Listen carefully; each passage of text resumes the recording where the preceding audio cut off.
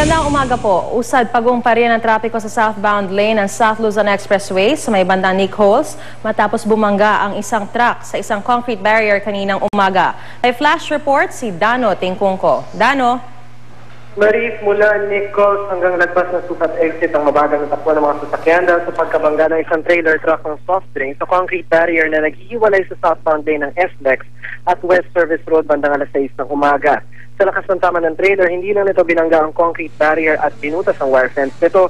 Muntikan na rin itong bumangga sa isang tindahan sa West Service Road.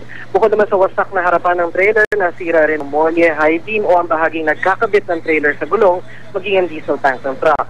Kwento ng driver ng trailer na si Robinson Bunal, galing silang bikutan ng kasamahang kain natin si Richard Garcia at papunta sanang Muntinlupa ng paglagpas sa sukat exit ay bigla raw tumigil ang sinusundan nilang pampasaherong bus. Dahil maluwag daw ang daan, nasa bandang 80 or 80 kilometers per hour daw ang takbo nila, kaya nang bigla raw pumreno ang bus. Napilitan daw siyang pumreno para hindi mabangga ang bus.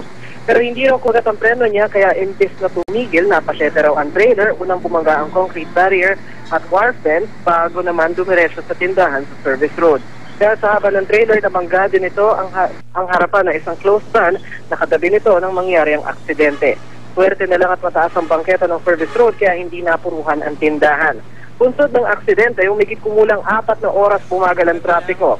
2 oras dito, naka-full stop ang mga sasakyan dahil sa pagbara ng truck.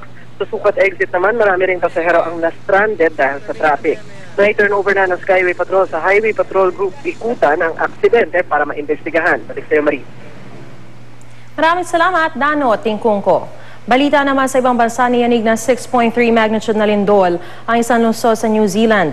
Ayon sa ulat ng media roon, nasira ang ilang gusali at isang tulay ang hindi na madaanan matapos ang lindol sa Christchurch City. Nakadagdag pahirap daw ito dahil Setyembre lang ng isang taon ay tinamaan lang ng 7.1 magnitude na lindol ang naturang lungsod. Ilang beses din nakaranas ng aftershock ang lugar mula noon. Mula sa tahanan ng katotohanan, ako po si Mariz Umali.